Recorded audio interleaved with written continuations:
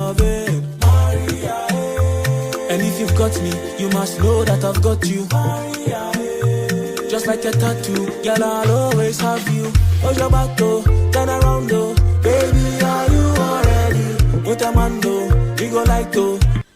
If you need any reminding, Ghana, the Black Stars of Ghana, are in action today at 1 p.m. Today, 1 o'clock, Ghana will be playing South Korea. To think about the way you scatter the place. I want to talk about the smile on your face. Of course, the Black Stars lost their first game to Portugal. Actually, a very interesting game. It was a bit boring at first, but then got really exciting later on. Your body sharp for debate. I started beat about the bush to date. To think about the way you scatter the place. Cameroon also playing today. Cameroon will be playing against Serbia. That actually kicks off, 10 o'clock? 10 a.m. this morning, Cameroon will be playing. Turn around, baby, are you already? With a man, we go like to try me, you know I'm ready. Turn around, baby, are you already? With a man, we go like to try me, you know I'm ready. I no go shout, I no go rush, I no go pin it by force. I will sit down when I will choke. I will kneel down when with your love. Is it because I know the salt, I know the chicken licking your paws? You must be believing in my cause. I will pick you with my love, Maria, and if you've got me, you must know that I've got you. Maria, just like a tattoo, girl. Yeah, so we'll look at the Africa Cup. Well, not Africa Cup of Nations, African teams at this year's World Cup. Ghana in action today at 1 p.m. Cameroon also in action today, early actually. They kick off early at 10 a.m. And it's interesting because I want us to look at this, right? If you watch Cameroon's game against Switzerland in the opening match, Cameroon lost. Cameroon lost their opening game. But before I even come to that, just to let you know what we're going to be discussing today. So coming up on today's show, right? Plenty to discuss every Monday morning, a lot to discuss. So as I've mentioned already, we'll look at the performance African countries at the World Cup. Equatorial Guinea's president wins 6th term in office. Yes, that's right. Equatorial Guinea's president wins sixth term in office. So he's 80 years old. He's won the elections. I think the votes were over 90%. So we'll also bring you the UK news headlines. Plus, neighbor arrested for the death of 2 children and mother in Nottingham. We'll also bring you more details on that story. Ghana to use gold instead of dollars to purchase oil. So that's what we'll be looking at today. Plus, of course, we'll bring you trending stories across the continent of Africa. So, a lot to discuss today.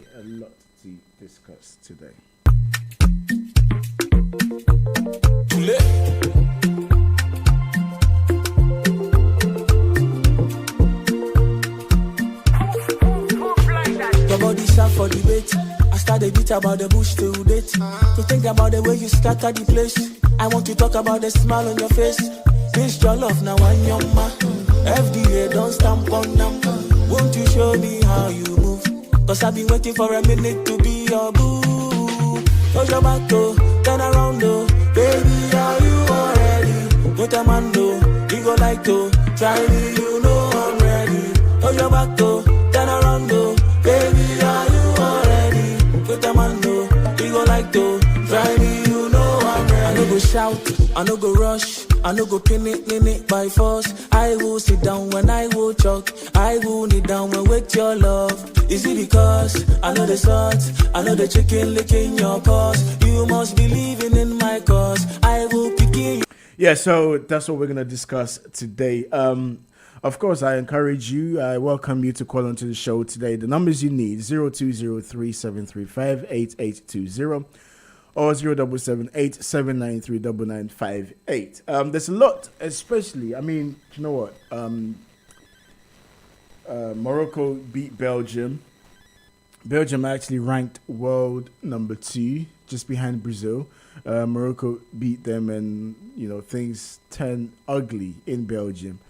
I mean, there's been a few shocks at this year's World Cup, in as much as there's been a lot of negative press towards Qatar.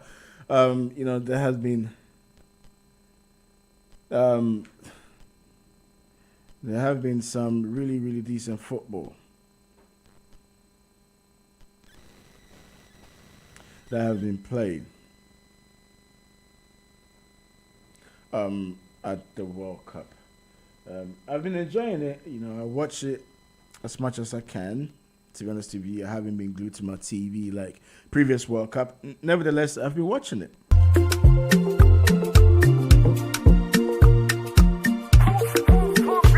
Your body sharp for debate. I started beat about the bush to date. To think about the way you scatter the place. I want to talk about the smile on your face. This your love now and your ma. FDA don't stamp on them. Won't you show me how you move? Cause I've been waiting for a minute to be your boo. Close your back though, turn around though.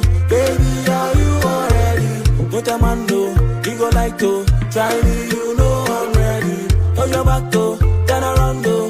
Baby, are you already? Don't a man though, you go like to. Try me, you know I'm ready. I no go shout, I no go rush. I no go pin it by force. I will sit down when I will choke. I will kneel down when with your love. Is it because...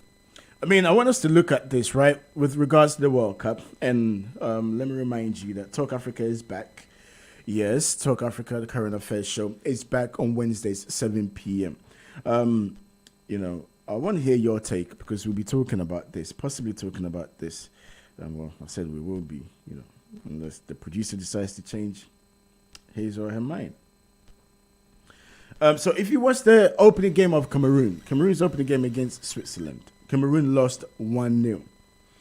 And the goal was scored by a Cameroonian. Mbolo, his name is. Bril Mbolo. Scored the only goal for Switzerland. A Cameroonian. He was born in Cameroon, but has decided to represent or play for Switzerland. And for me, it was heartbreaking.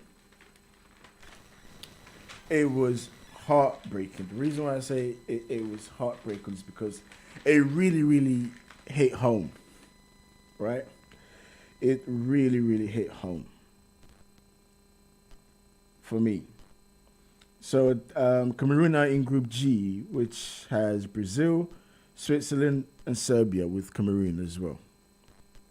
And as things are, Cameroon, I've played one, lost one, 0 points. Brazil and Switzerland both on 3 points. It's still all to play for, to be honest with you. But the fact that it was a Cameroonian who ended up scoring against his country of origin, to me, it's just, there's so many layers to this story, and I don't think it has been explored or exhausted enough. So we'll be talking about this on Wednesday on Talk Africa. We will look at it in more depth. But I just want to hear your take on this. How does it make you feel? Imagine, there's no way, I'm not indicating that this is the first time it's ever happened. But in World Cup, to the best of my knowledge, right? That, the country of origin, and he was raised in Cameroon. Not that his parents are from there and he was born in Switzerland. He was born and raised in Cameroon and playing for Switzerland. And in the end, scores against Cameroon. And I saw clips on social media where Cameroonians back home turned up at his family home in Cameroon. What for? I don't know. Maybe they agitated. And I mean, kudos to excuse me. Kudos to him. He actually didn't want to celebrate. You know, he you know, as a mark of respect, he scored and just stood there, whilst other players were rushing to him and jubilating. He just stood there. He didn't want to celebrate, and you know, I don't get that, to be honest with you. At the end of the day, it's a game of football. You get a chance, you score. So Bril Mbolo scored for Switzerland, born and raised in Cameroon. Ended up scoring against his country of birth. Now, he grew up there, so you know, I guess it's different if he was born in Switzerland, right? And I think this story, there's more to this that we can explore, and I think you can even link this to that of people migrating from one place to another, particularly from Africa, in search of greener pastures. And it just brings the question of, you know, you have talented young people who then make this transition, and then, you know, in the end, it's these other countries that are benefiting. 2018, when France won the World Cup, 90% of the French players were of African descent. And so many of us, you know, were carrying this running joke of, well, Africa has finally won the World Cup. It's true. It is. So on Wednesday's show, we will try and, look into this more thoroughly as to why this is happening. And of course, it's not just down to one thing. Some people may decide to play for other countries as opposed to their country. Why? I don't know. I want you to tell me. Well, I do have an opinion on this. I want to know your take on this. Why do you think some of these African players rather playing for other countries than the country of birth or country of origin? Even if you look at the Qatarian squad, Qatar had about 3 or 4 black players, and I know that one of them actually was born and raised in Ghana, playing for Qatar. I'm not saying it's unheard of course not. But why is this happening? Is it because they're not good enough to represent their country, or they're just fed up of how things are run in their respective countries? I felt sad, to be honest with you. I totally did. I felt sad because it was an anticlimax, wasn't it? You know, I would have preferred him playing for Cameroon and scoring against Switzerland. But here we are. This goal could possibly be the goal that actually stops or hinders Cameroon's progress to the knockout stages. We'll find out. But I want to hear your take on this story, plus all the stories that we'll be discussing. I welcome your submissions as always.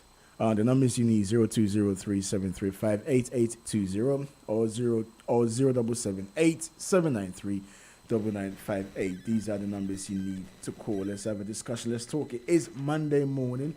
The time now is 8:57, 28th of November 2022. Elsewhere, we'll be looking at the demonstration that's taking place in China due to draconian rules against COVID. Protesters have taken to the streets, demanding the leader of the Communist Party in China to step down. I don't know how far they're going to go with this. Clearly, you can see the West loving this, because anything to make China look unstable, make China look authoritarian, make China just... It gives China bad publicity. Of course, they'll run with it. They will milk it for all it's worth. So it's right on the front page of the Metro. And of course, other newspapers will carry that story as well. So we'll bring you more details on that. Plus, Equatorial Guinea president wins his 6th term in office. He's 80 years. I know age ain't nothing, but he's been in power for that long. This and much more coming up right after the break. Don't go nowhere. This is GN Radio. My name is Jones, We'll be back shortly.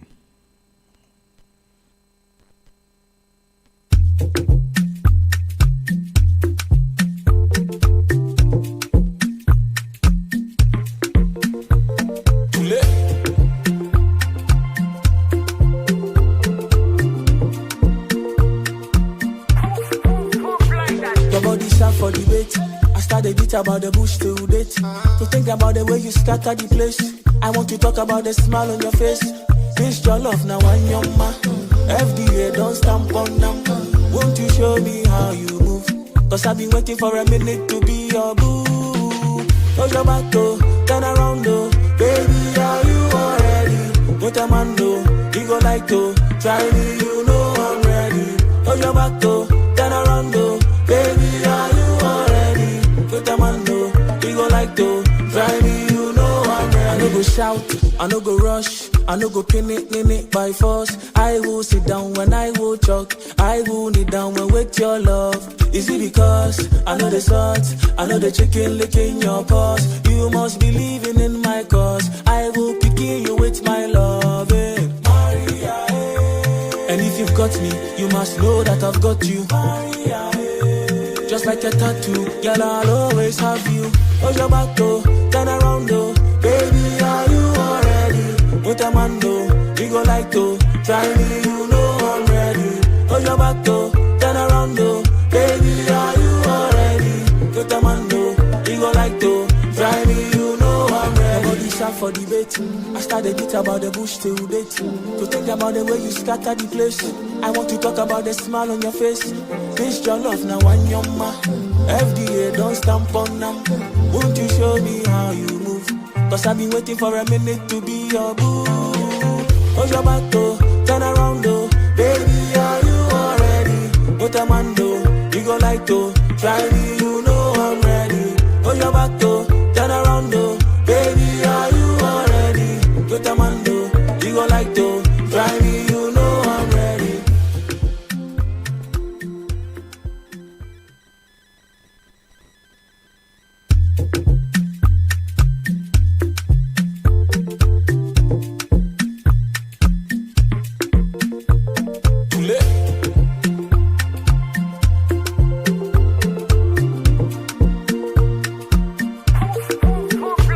Your body sharp for the bait.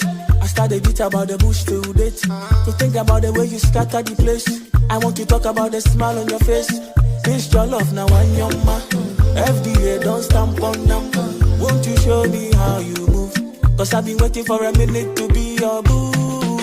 Close your back though, turn around though. Baby, are you already?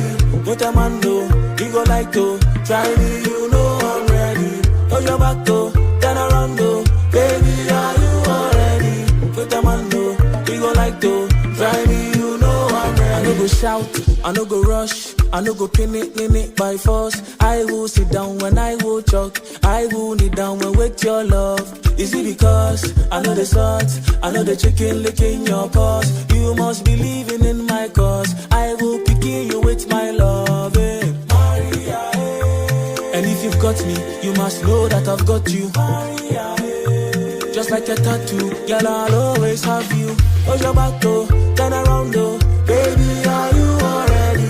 What a man though, we go like to try me, you know I'm ready. Hold your back though, turn around though. Baby, are you already? What a man though, we go like to try me, you know I'm ready. Your body sharp for the bait. I started beat about the bush till date. To think about the way you scatter the place. I want to talk about the smile on your face. This your love now I'm your man. FDA don't stamp on them. Won't you show me how you move? Cause I've been waiting for a minute to be your boo. Hold your back though, turn around though. Baby, are you already? What a man though, we go like to try me, you know I'm ready. Hold your back though, turn around though. Baby, are you already? What a man though, we go like to try me, you know I'm ready.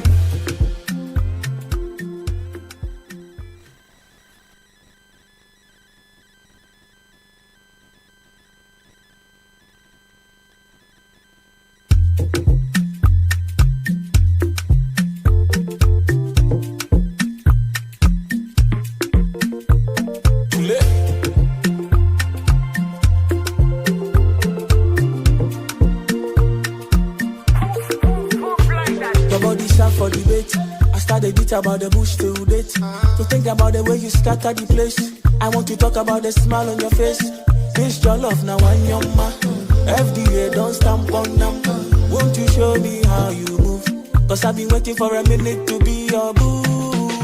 Close your back though, turn around though. Baby, are you already? Put a man though, you go like to. Try me, you know I'm ready. Close your back though, turn around though. Baby, are you already? Put a man though, you go like to. Try me, you know I'm ready. I no go shout, I no go rush. I no go pin it by force. I will sit down when I will choke. I will kneel down when with your love. Is it because I know the sauce? I know the chicken licking your paws. You must be believing in my cause. I will pick you with my love. Maria, and if you've got me, you must know that I've got you. Maria, just like a tattoo, girl, I'll always have you. Hold your back though, turn around though. Baby, are you already? Put a man though, we go like to. Try me, you know.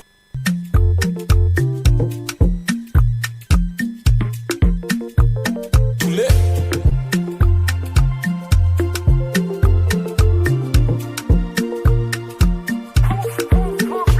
Your body sharp for debate.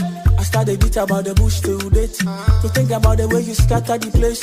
I want to talk about the smile on your face. This your love now one yama. FDA don't stamp on them. Won't you show me how you move? Cause I've been waiting for a minute to be your boo. Close your back though, turn around though, baby. Welcome back to the show. It's now 6 minutes past 9. Now let's look at some of the newspaper headlines here. And the Financial Times. I made mention of this earlier. China rocked by protest as anger spreads over zero COVID lockdown. So, of course, anything to do with China will be reported. Leading several of today's newspapers is the growing discontent in China as protesters clash with police over the country's strict zero COVID policies. The Financial Times reports that in the financial hub of Shanghai on Sunday, the police struggled to disperse large crowds which had gathered, and anti-government slogans were shouted during the second day of the disorder. The FT notes that the backlash poses one of the most explicit challenges to the ruling Chinese Communist Party's authority in decades. The Metro, the Great Brawl of China. To be honest with you, I think they, the newspapers, as I said, anything to make China look like it's unstable. They will they will milk it for all it's worth.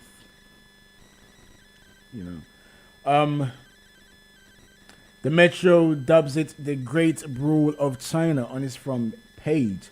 The latest unrest follows protests in the northwestern city of Urumqi, and where 10 people died in a tower block fire. Protesters have blamed lockdown rules for hampering rescue efforts, but authorities deny this. The paper describes the police crackdown on descendants, reporting that pepper sprays and police batons have been used to quell the gathering. Yes, the Daily Telegraph also leads with the same headlines, calling for President Xi to resign. I don't see how that's going to happen. The Times, the same. The Times says that military personnel would drive ambulances and fill frontline roles in hospitals under plans to cope with the walkouts. So, nurses are looking to go on strike. Ambulance drivers and paramedics, cleaners and porters are among those who could walk out over the coming months. So, the government's plan is to get the military to fulfill those roles. And in front of the Times front page, of course, is a picture of protesters in China. Let's look at the Guardian. The price of Brexit: 4,000 fewer European doctors work in NHS. And of course, people will refute this, saying that it's got nothing to do with Brexit. I mean, every time the government, this current government, right, and even it was the Chancellor when he was interviewed by Sky News's Beth Rigby, where she posed a question to him. Now, Jeremy Hunt voted to remain. He's a Remainer. And he was asked about the impact of Brexit. And he was just glossing over it. Yeah, of course it has impacted us, but that's not the reason why we're in this crisis. I mean, if you're losing trade with your closest partners, then of course it's going to have serious consequences. To the point where I've seen clips where people who voted for Brexit are now saying that they regret voting at the time because things were not made clearer to them. Yeah, so you cannot cut off your nose to spite your face. But that's what's happened. The Guardian leads with story centres on the price of Brexit. According to the paper, the NHS acute shortage of doctors has been made worse by Brexit, with more than 4,000 European doctors choosing not to work in the UK. 4 major specialties: anaesthetics, children, psychiatry, and heart and lung treatment have been left with long-standing doctor shortages, it adds. Let's look at the Daily Express. Radical new plans to boost NHS and save lives. Can you see what's happening here? So some of the newspapers are talking about how doctors and nurses, ambulance, paramedics, porters, cleaners are looking to walk out. The military is coming in to fill in the roles. Then we have the Daily Express. Radical new plan to boost NHS and save lives. Okay. Let's look at the Eye. Sunak losing control as Tory rebellions grow. So the Prime Minister, Rishi Sunak, is losing control. It's still new to me, and I don't know what it is, but for one reason or the other, I don't think there's been a lot of publication about Rishi Sunak. I don't know why. Rishi Sunak is facing mounting pressure on multiple fronts as he tries to relaunch his premiership this week. The Prime Minister is due to make a string of crunch decisions on energy, housing, policing and transport. Sunak is considering a U-turn on his promise to ban onshore wind amid growing backbench rebellion. Cabinet Ministers Michael Gove and Penny Mordaunt hint at support for some of the rebels' aims. Former Chancellor George Osborne warns that the government is not in control of events. Number 10 has also been warned that the Red Wall Conservative MPs could defect to reform UK over the migrant crisis. So he's got his work cut out, Rishi Sunak.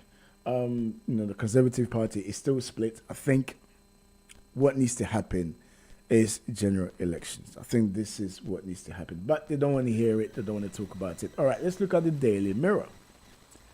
Now, get him out of here.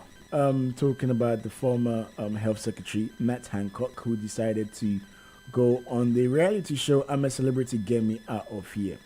The former Health Secretary left the jungle on Sunday after finishing third. Now, get him out of here is the headline on the front page of the Daily Mirror. Signal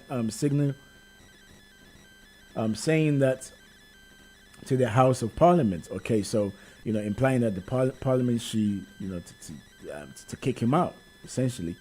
And the paper reports that there are calls for him to quit politics when he returns home, with the MP facing criticism for leaving his day job to take part in ITV show. So, of course, he is an MP, and he's left his constituents to go on the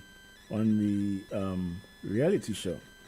The Sun, I'm a celeb, now get me out of politics. The Sun also carries the same story. Let's look at the Daily Mail. Fury over summer class war on private schools. It's also got a picture of Matt Hancock and his former aide. Meanwhile, the Daily Mail reports that Labour is facing accusation that it's trying to price families out of private schools. Labour leader Sir Keir Starmer wants to scrap the charitable status of private school, a move Conservative MPs have called spite measure, which they claim would pile pressure on the state sector. And then finally, the Daily Star. The Daily Star has a very chilly looking front page as the paper warns that it's time to wrap up warm as the beast from the east is to blast in from Russia. It's going to be really, really cold. And it's saying that, is it finally to switch the heating on, folks? This is the front pages of the newspapers here. But I want us to look at this story, right? You can call in 0203-735-8820. Alternatively, you can call 0778-793-9958. Or you can text on the mobile line as well. Let's hear your take on some of the stories we're discussing today. This story, mother in Nottingham flat fire dies as 2 children also killed in blaze named. 1-year-old Naima Dramer and his sister Fatima, aged 3, were killed in Sunday's fire. Their mother, Fatwa Mata Haidara, aged 28, had been placed on a life support machine after the blaze, but died on Tuesday morning, according to the police. 2 children killed in Nottingham fire have been named. Now, the suspect has also been arrested, but I just want us to listen to this report. Okay, maybe let's. Well, I don't think you guys can see it, but I can see. So this is just a clip of the children that unfortunately died in the blaze. So both sisters were pronounced dead at the hospital. Nottinghamshire police said that mother Fatwa Mata Haidra, aged 28, had been placed on life support machine but died on Tuesday. According to Sky, speaking from the scene, said that the children's father had been away in America at the time of the blaze. He was actually here yesterday, she said. So this is a witness talking about the father of the children, and also the husband of the deceased, who was actually in America. Now it appears to be a hate incident, right? The man who did this is a white man who set the house on fire, and I think he's appearing in court, and it's just it's alarming. It's alarming. Yes, one sitting somewhere might think that this is just one case, an isolated case, but for me, when you look deeper into this, and then you hear the likes of Home Secretary Suella Braverman standing behind the dispatch box, claiming that Britain is on the verge of invasion from immigrants, only adds fuel to the fire. And this is why it's so important for individuals to watch how they talk or how they address issues. And I'm sorry, but this is part of the so-called hostile environment towards immigrants. And of course, this country, racism is very prevalent, It might be covert racism, but it is very much alive. What will possess an individual to kill, to set a house on fire?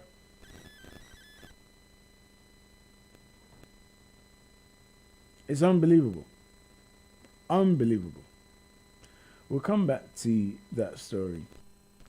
Plus, we'll bring you other news across the continent of Africa. One particular story that I'm really interested in is that of Equatorial Guinea's president.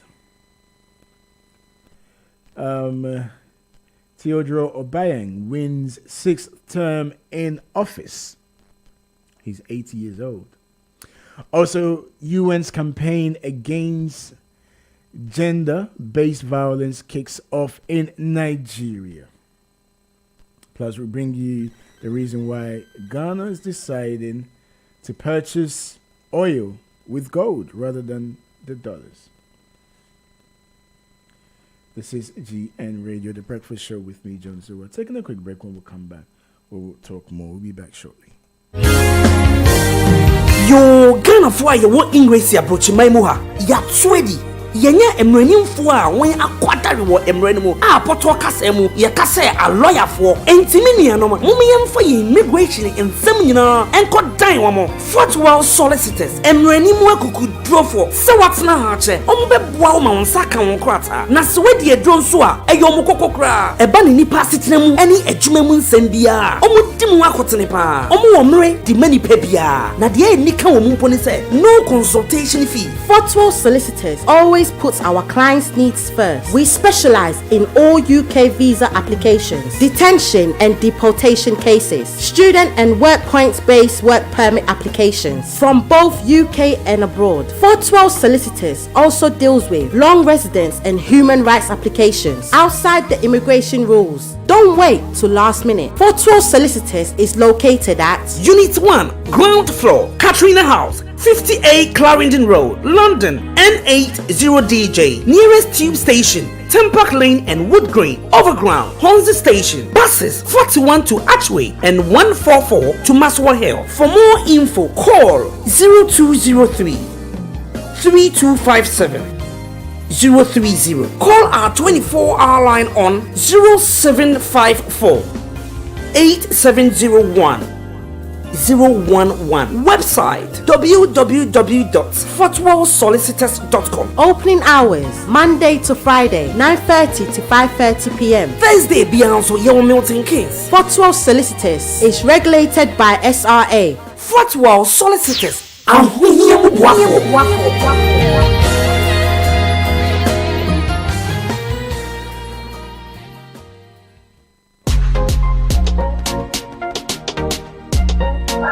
Become a successful entrepreneur with Jackie and her professional team. Become a successful entrepreneur. Anase Base. Wami a team of professional teachers of economics, marketing, ninga omoyebi. So wo pesa wo transform wo life from a youth graduate and a school leaver. Na so wo pesa wo ye entrepreneur. Mon contacti Base. Entrepreneur no chere say obi a ebia wa wo business. Ebia wo ye che, but wo pesa wo ye no in a professional way. To say Oprah Winfrey Anaya Papa Kwame Despite. Base Bitmama Sa Diano Abim. One your experts ewo coaching and a mentoring. And as o person will start wa business base for better how ubesi expand your business and as existing customer base. Base provides support in business plans, step-by-step finance applications and marketing strategies. Base or become a successful entrepreneur also provide entrepreneurship skills through vision and determination. Some more free consultation for a Base ewo 073 99867 417. I repeat 073 99867 417. And also one email address info@becomeasuccess.co.uk. Website www.becomeasuccess.co.uk. Mokohwa mubetimi make bookings for an appointment. Base and I said become a successful entrepreneur. Let's turn your vision into a reality.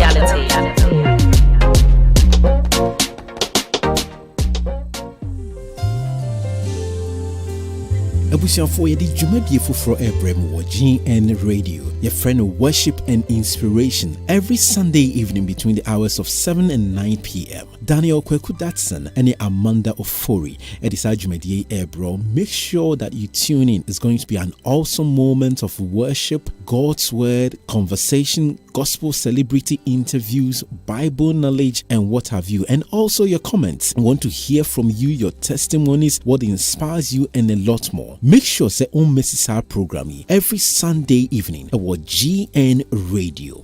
Worship and inspiration. Your weekly inspiration starts from here.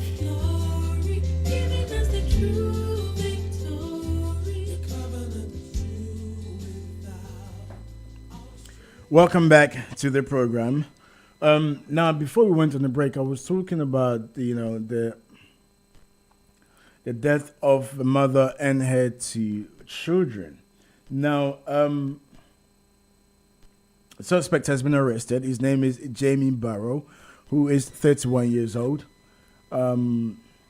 He's a neighbor. He lives around the area from Nottingham. He has been charged with 3 counts of murder. That's as far as it goes. And on this particular story, what was actually clear across social media was the fact that if the perpetrator or the murderer or the suspect happens to be, a black person, their face would have been shown constantly on TV, making the rounds. And listen, I know that sometimes where we have a knee-jerk reaction to issues, right? And some might say that we're quick to pull out the race card. But I kid you not, these things are done knowingly. These newspapers or new media outlets, they know exactly what they're doing. Don't get it twisted. They know exactly what they're doing. Prime example, and of course this will transition us into what we're going to talk about. Football.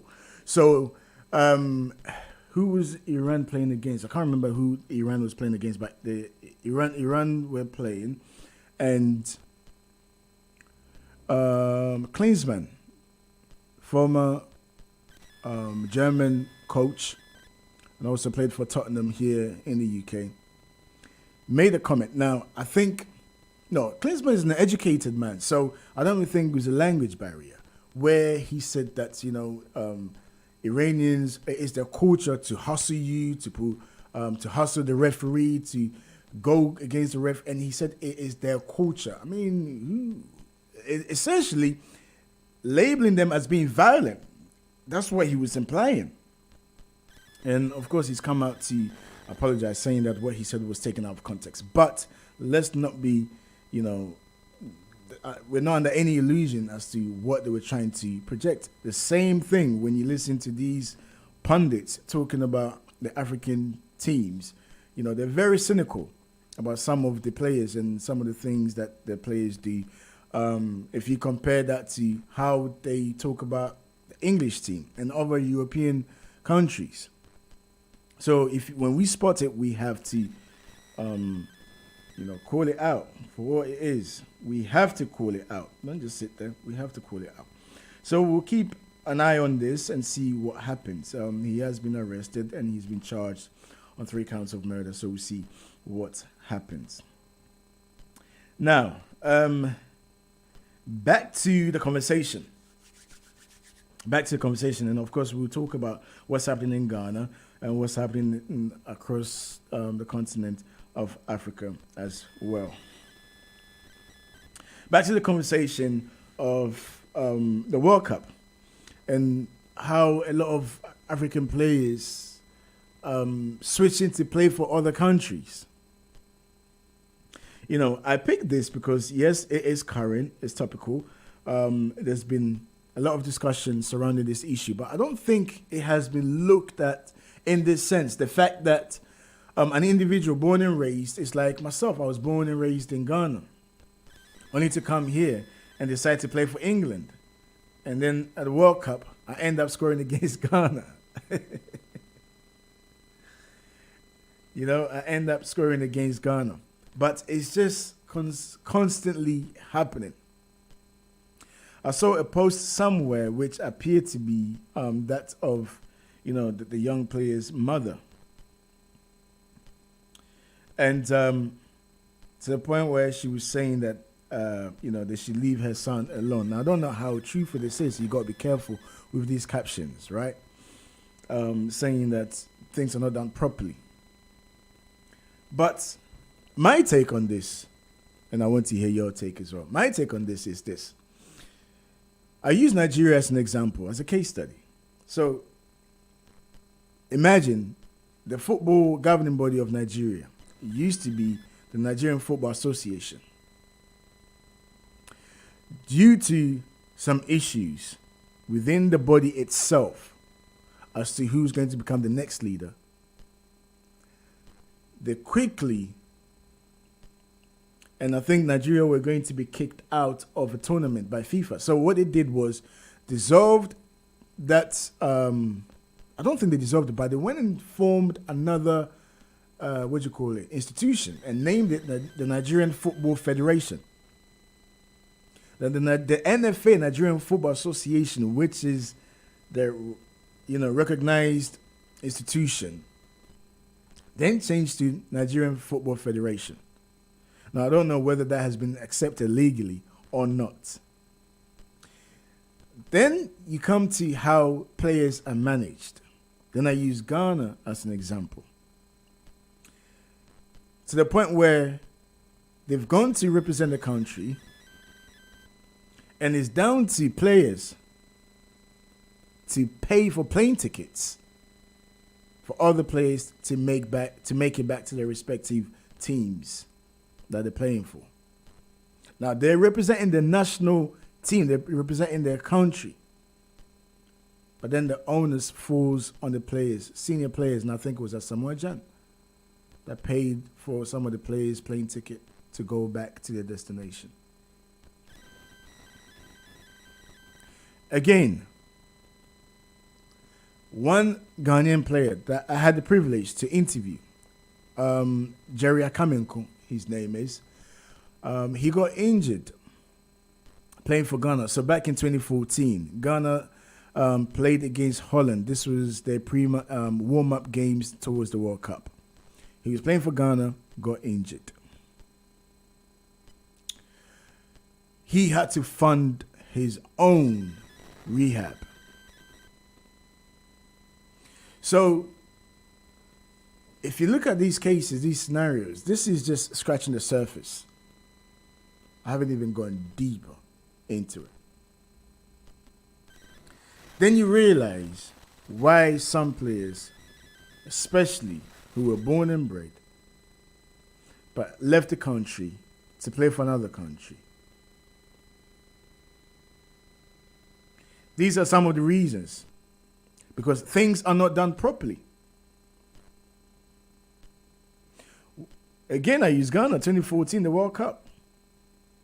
We all knew what happened. We all saw what happened, if I may refresh your memory. What happened? To the point where the then president had to put money on plane to send to the players. Now, I was on the side of the players. Because government officials were actually enjoying money that was meant for the players. So the point I'm trying to drive at is this. If we continue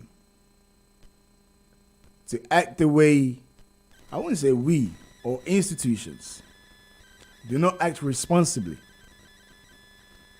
and rather think about lining their pockets or doing things dubiously,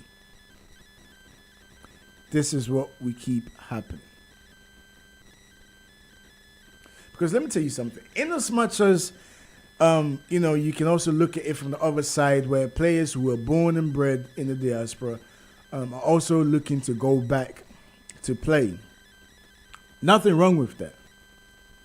However, these players, I don't care what you say, and I'm standing on this. These players, right, in as much as they will claim and they will profess to love the country, It's not the same as an individual who was born and raised in that country, wearing the top, wearing the shirt, and representing the country.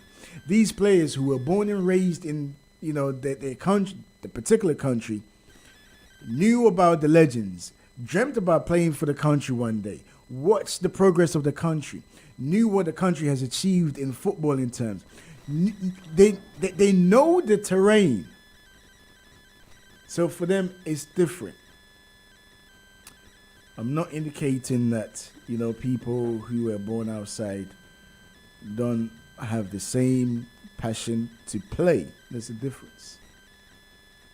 But they're more linked to their country of birth.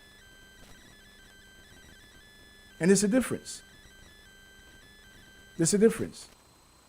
Now, I can assure you that this man in hand that we're talking about, the Cameroonian striker, Bril Embolo, his name is. If he was wearing Cameroonian top and scored for Cameroon at the World Cup, the celebrations would have been totally different. I mean, let's cast our minds back to 1990, Italia 90. I was very young, but I still remember. Why? Because I remember Roger Milla. And I think it was Rashid Yakini of Nigeria. Probably Yakini's one was probably 94 World Cup. The USA. Yes, I think it was 94. Yes, Rashid Yakini.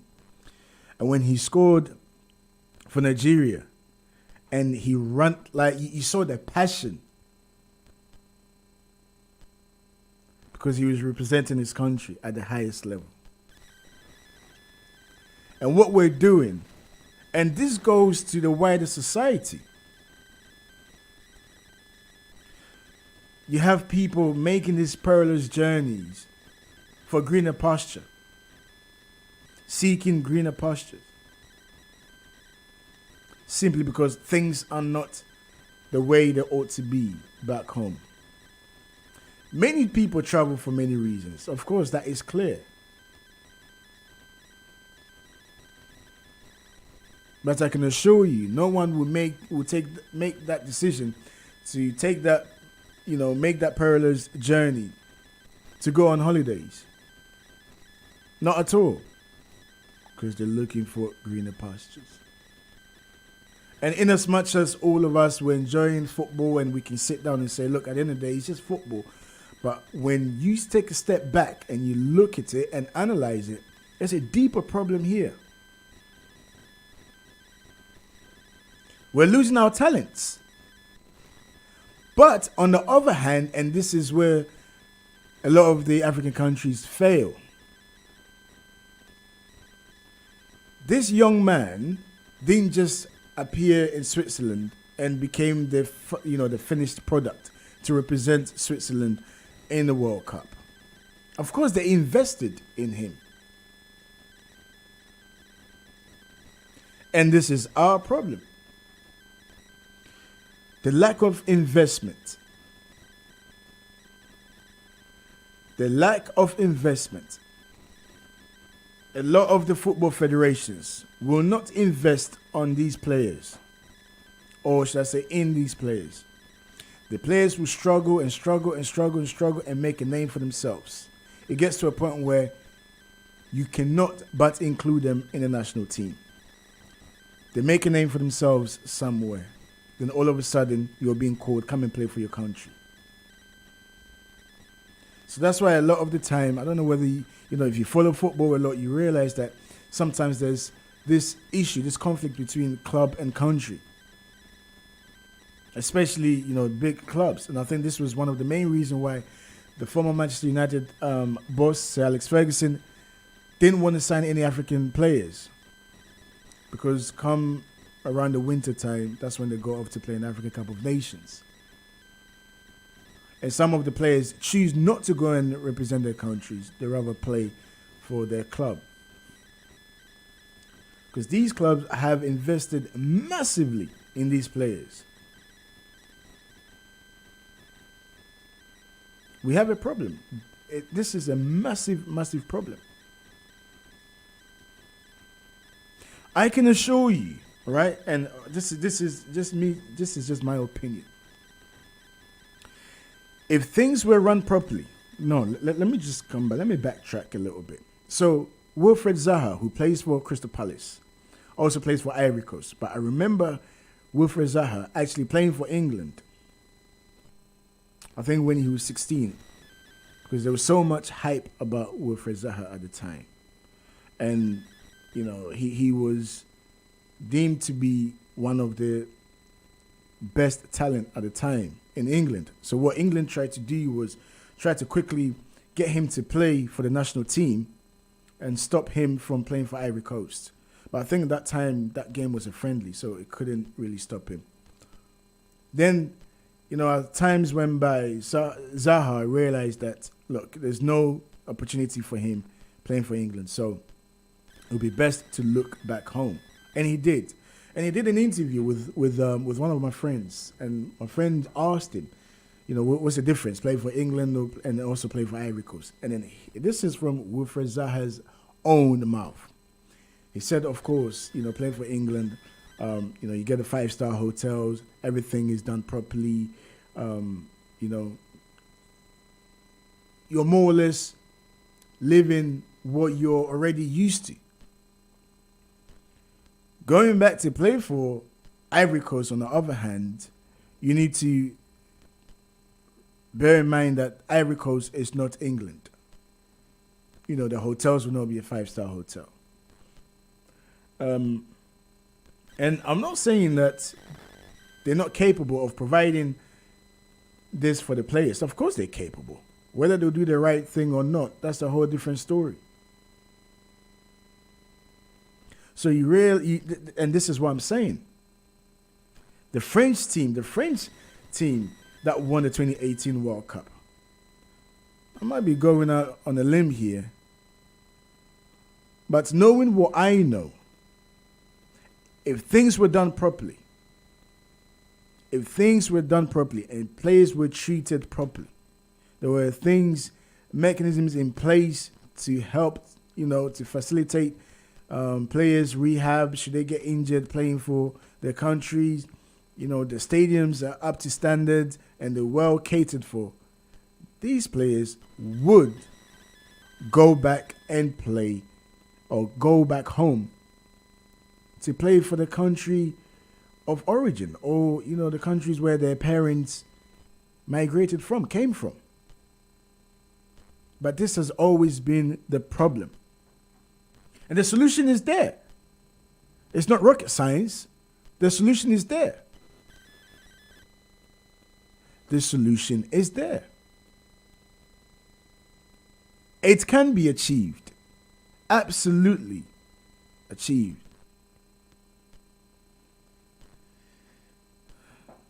But it cannot be achieved if others have different agenda. And that's our problem. So for me, watching that game, the fact that the young man scored against Cameroon, his country of birth, and it really, really hit home to me. It's just opened my eyes.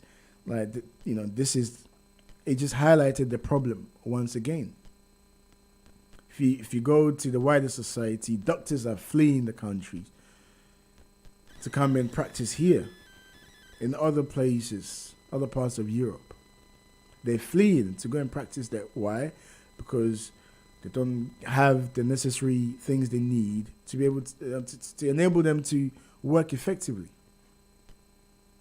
And then what tends to happen is when these leaders feel sick or get ill, or their family members, they run here to seek for medical attention.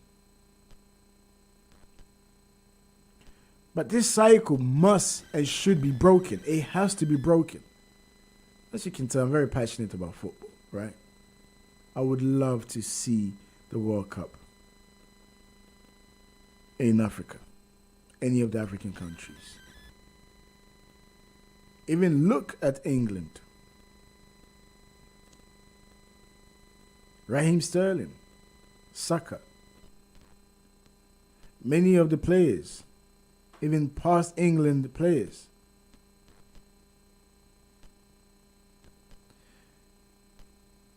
Marcus Rashford. These players are actually the stars representing England. And again, I can assure you, if things were done properly, because they're very proud of their heritage. They are. And if things were done properly, even though England has invested a lot in them, they will opt to play for their country. But here we are. Let me read a few text messages that have come in. Agnes is saying, Jones, I totally agree with you. I was saddened as well, in as much as I wanted Cameroon to win. When the young man scored, you could see in his face, disappointment in his face. But at the end of the day, he had to score. You've hit the nail on the head, Jones. Good morning to you. Continue with your good job. Thank you. John. Good morning, Jones. What did you say? John is saying, good morning, Jones. I've been saying this all this time. The fact that we do not invest in our own, this is why they leave the country to go and play elsewhere. Because these countries invest in players, they are treated well, and there's better opportunities for them. Simon, this is interesting. Simon, I actually know Simon. Someone is saying, Jones, if you had the opportunity to play for England or Ghana, who would you play for? You know what the answer is. So this is why all the players are doing the same thing. To be honest with you, Simon, I think I would play for Ghana. I'll play for Ghana, for sure. The reason why I say that, I think my case is different. You know, I'm very passionate about Ghana, Africa as a whole, but Ghana first. I don't know. I think us growing up in Ghana, I say this a lot to people that I encounter. Growing up in Ghana, where every morning you were made to recite the pledge. To me, growing up, Ghana was the best country in the entire world. And do you remember this song? Arise, Ghana youth, for your country, the nation demands your devotion. Yes. We used to sing this song every single day to build our nation great and strong. So this was stuck with me. And plus, I was the one that, so I was the flag boy, right? So during assembly, I would go and put up the flag, yes, as the national anthem is being sung. So there was a sense of pride, patriotism of being a Ghanaian. And that has stuck with me. And I'm sure a lot of people, you know, in that generation, because you hear people talk about how patriotic we were back then and so on and so forth. Until I got older, I understood politics much more and current affairs much more, international politics much more, gained more knowledge, and I realized that, I wouldn't say we were lied to or deceived, but we were sold a dream. Let's put it like that, you know, a fairy tale. I even believe that in any case, should Ghana get attacked by another country, you know, the coat, I think I've shared this story before. You know, the coat of arms, right? It's got the eagles. That, these eagles were somehow, I felt like they were actually eagles that we had in Ghana. Should anybody attack Ghana, these eagles will, attack whoever. Oh, gosh. So, yeah. So, long story short, I think I'll probably play for Ghana. I can't shift it in as much as sometimes you think, whatever happens, some things that happen that I don't agree with, and you're trying to move, you cannot. And that draws you back, keeps drawing you back, keeps drawing you back, keeps drawing you back. And that's what happens. So I'll probably play for Ghana. Ishmael saying, great story, Jones. I cannot stop laughing sitting here listening to you. I cannot stop laughing. It's good to know that you're passionate about Ghana. We can tell. And we can also tell that you have love for the entire continent. Continue with your good work. But at the end of the day, if things are not done properly, then of course these players will leave. I don't know when any African countries will be able to win the World Cup. I don't know whether in my generation, I don't see this happening, but maybe, just maybe, one day it might happen. Last week, on Talk Africa, we were talking about the role of the diaspora. And I honestly believe, right? I'm not veering off topic. I will read your messages, continue to send them in. I'm not going off topic. I honestly believe that it will take a move and a shift from the diaspora to bring about change in respective countries. And I say this because imagine, I'm using football as an example here. Imagine the French players that won the World Cup. Imagine if they decided to go back home to play for their respective country or the country of origin, or following their heritage, because they're very proud of their culture and their heritage. Imagine what would happen. Of course, I know that not all of them come from the same place, but we know the impact an individual can make in a team. And where would France be? Where would France be? So then imagine the professionals, the likes of you and I, the people that are working here with their technical know-how, deciding to go back to help in the development of our nations. So the role of diaspora is very important. It's really, really important.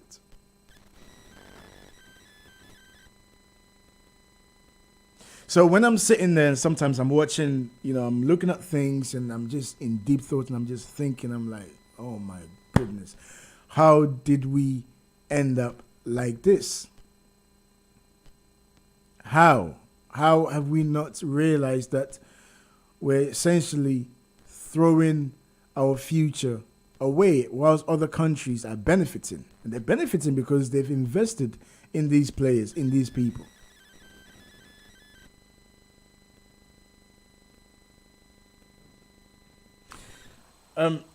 Let me take another message.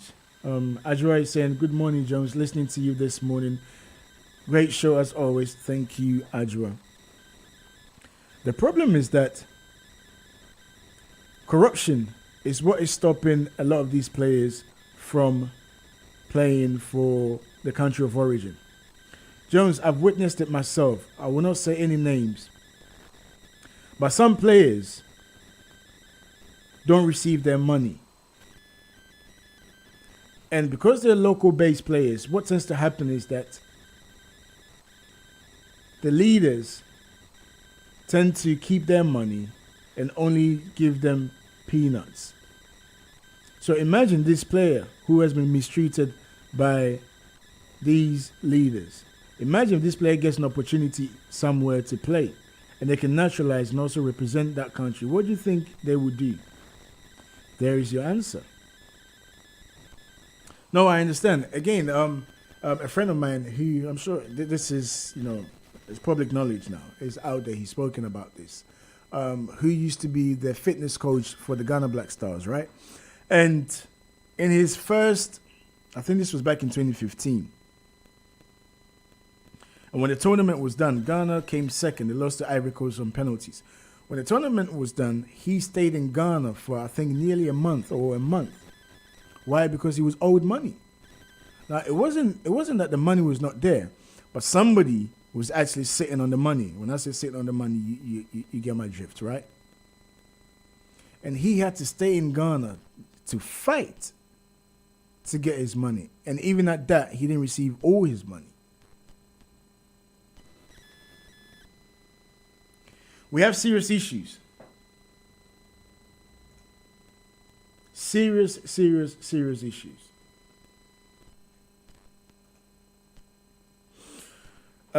James has texted in. Let's hear what James is saying.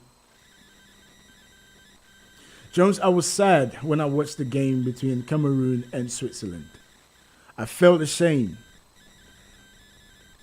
Even though this was football, it was an anticlimax simply because you could tell the young man really loves his country. But unfortunate circumstances has made him decide to make this decision to represent Switzerland. And I feel the same, James. I feel the same, actually. It was so look at this, right? As soon as, as soon as Switzerland scored, as soon as the young man scored, then the camera panned to the Swiss fans, and they were all jubilating and very happy. Then they panned to the Cameroonian fans, and they all had their hands covering their faces on their head. Oh no, we can't believe it. We can't believe this. It's one thing to lose or to go down. Another thing entirely differently. For somebody from your own country to be the one that scored the goal. All right, let's look at other stories as well. I will read some of the comments, some of the text messages that keep coming in. I will read them. All right, I will read them. I promise you, I will read them. Continue to send them coming. Let's look at other stories as well. Now, the authorities in Equatorial Guinea have announced that the re-election of Teodoro Obiang Nguema Mbasongo for a sixth term. The 80-year-old has been in power since 1979. Announcing the results, the head of the Electoral Commission said Obiang had won with 94.9% of votes. Let's listen to this report, and when we come back, we'll talk more. Plenty to talk about with this. The authorities in Equatorial Guinea have announced on Saturday the re-election of Teodoro Obiang Nguema for a sixth term. The 80-year-old has been in power since 1979. Announcing the results, the head of the Electoral Commission said Obiang had won with 94.9% of the vote.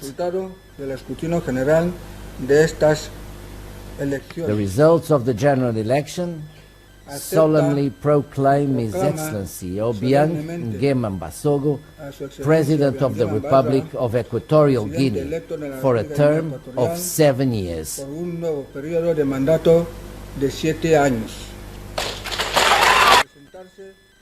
Obiang had the backing of a coalition of 15 parties, including his own party, the Democratic Party of Equatorial Guinea. The percentages won by the opposition candidates were not announced. The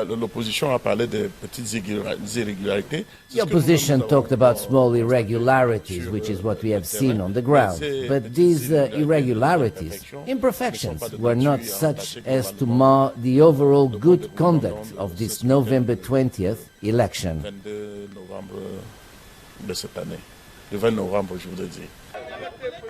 Obiang is the longest ruling head of state in the world, excluding monarchs. He has never officially been re-elected with less than 93% of the vote.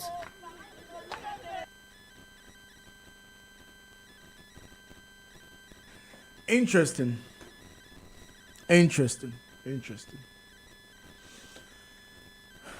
Yeah, so he's been in power.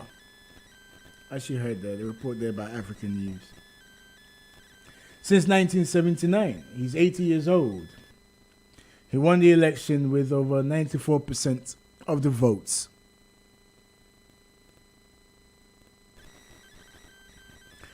And this is the democracy, isn't it? It's democracy. I don't know whether in this world that some people were predestined to just hold and cling onto power indefinitely. Because maybe God had special assignment for them. And that's why they're the only ones that can rule. This is GN Radio, the breakfast show with me, Jones Ewa. We're going on a break. When we come back, I'll share my views on this quote-unquote democracy that we're seeing here. Not necessarily about his age, but the democracy. We'll be back shortly.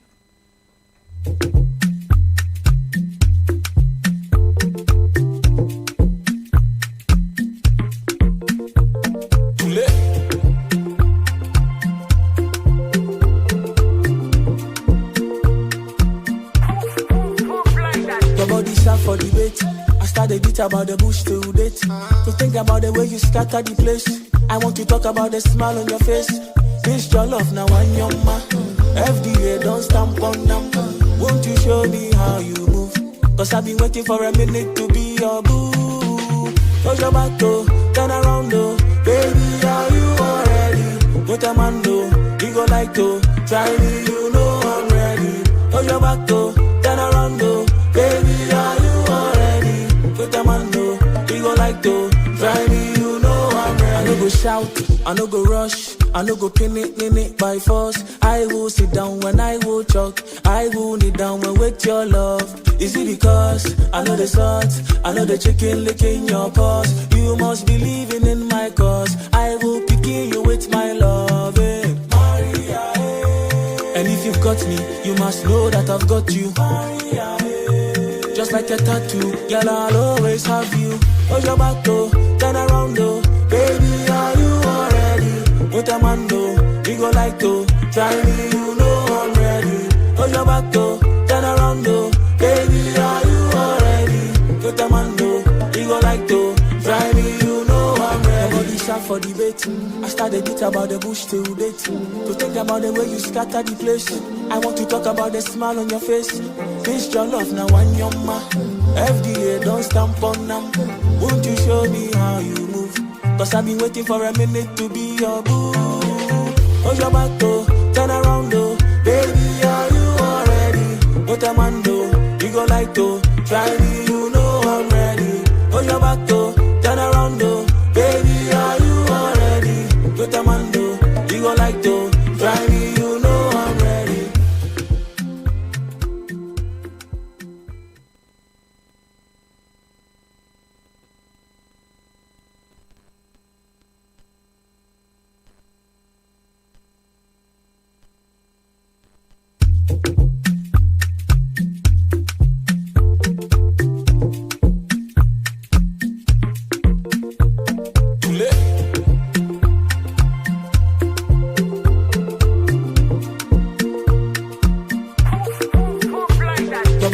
For debate, I started beat about the bush till date. To think about the way you scatter the place. I want to talk about the smile on your face. This your love now and your ma. FDA don't stamp on them. Won't you show me how you move? Cause I've been waiting for a minute to be your boo. Cause your back though, turn around though. Baby, are you already?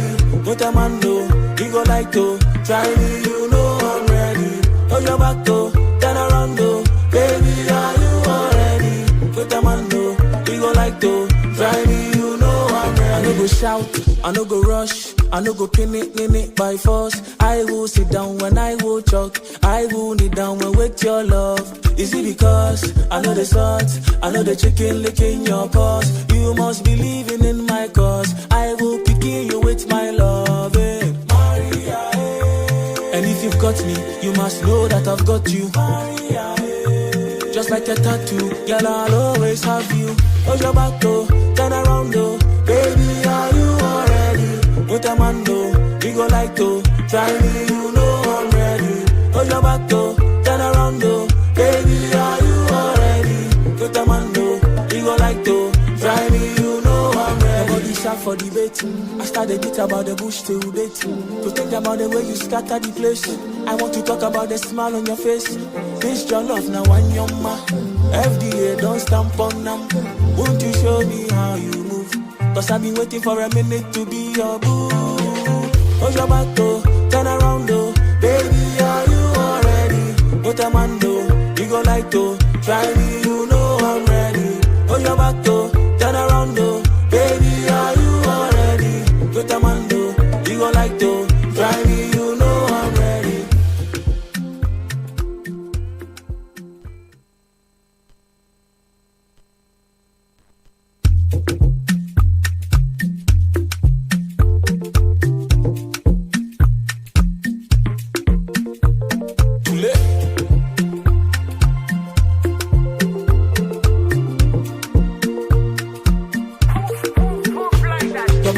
For debate, I started beat about the bush till date. To think about the way you scatter the place. I want to talk about the smile on your face.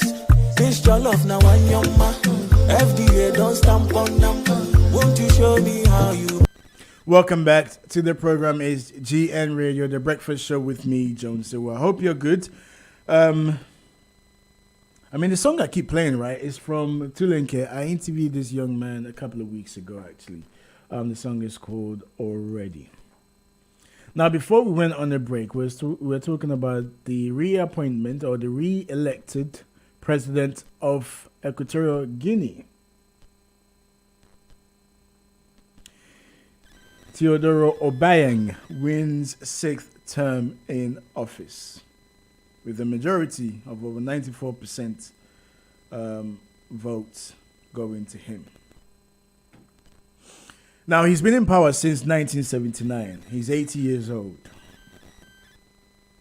And not really going too much in depth about, Equatorial Guinea as a country, as a whole, what's going on there. But I just really want to focus on this quote-unquote democracy because what is democracy, right? And,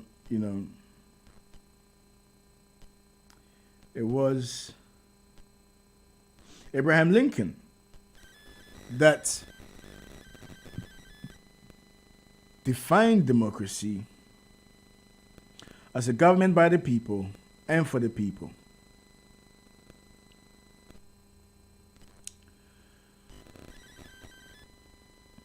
But recently, European Parliament published an article that I read on the declining of democracy, particularly across the continent of Africa. And it reveals that there had been a decline in practice of democracy across sub-Saharan Africa. Whilst the literature also acknowledged that democracy has failed in fostering socio-economic development or ending conflicts, upon its research, and this is from the European Parliament, right?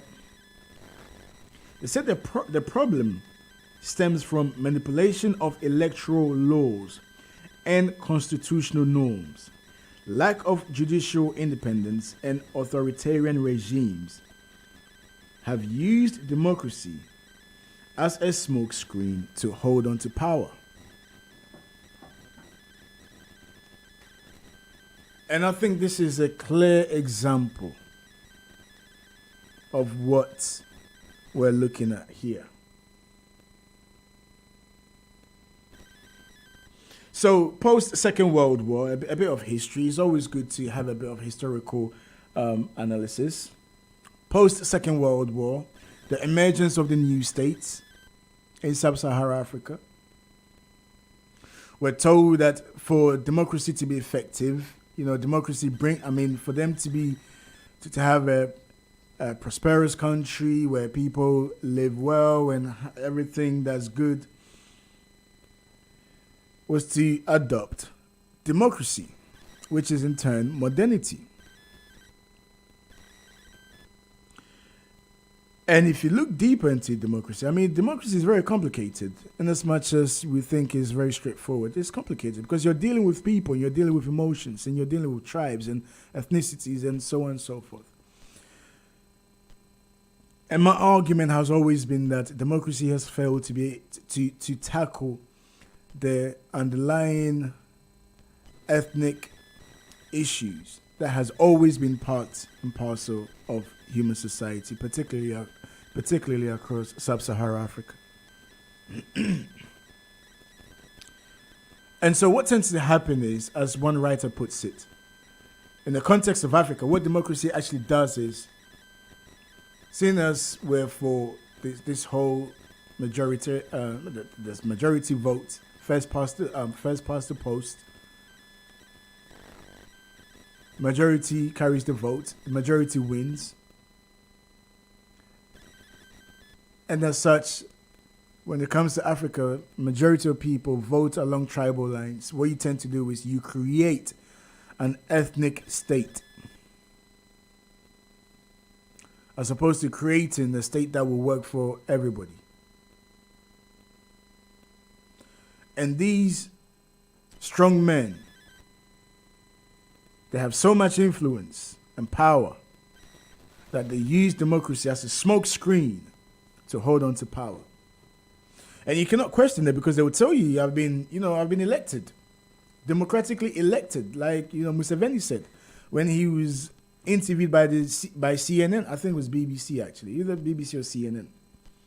Why are you still in power? You've been in power for so many years. Why are you still there? Why don't you relinquish your position? And he said, I don't understand what you mean. I've been democratically elected. So at the end of the day, we can bash on and on and on and talk about how these leaders hold on to power and they don't want to go. But if people are going out to vote and the electoral commissioner comes and declares their results and declares them as the winners, they've gone through their democratic process and won. And this is why the writer was saying that democracy in Sub-Sahara is a smokescreen for some of these leaders to hold on to power. What do you think? Let me read some of the messages that have come in. Ernest is saying that Jones football will one day come home. Don't worry. It will happen one day. Well, let's hope so. When will Africa change, Jones? How can any individual be in power for this length of time? And he's 80 years old.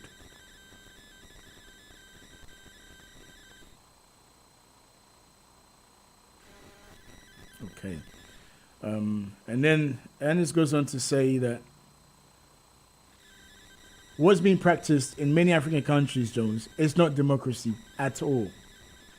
Even in Ghana, that the world think Ghana has experienced a lengthy time of peace. We all know what happens on election day. We all know that elections are rigged in Ghana. Ballot boxes go missing. Violence. People are being violent on election days. People are intimidated and threatened. But you have the international community come to tell all of us that it was a free and fair election. So this is why I don't really understand this democracy thing they talk about. I agree, it's just a smoke screen for people to hold on to power. And I mean, and this, thank you very much, Ernest. Thank you, Ernest. We really need to think deep and look at this situation properly, because it will just keep happening. It will just keep happening. But then how do you break this barrier? How? I don't know. I don't have the answers. I don't have the answers.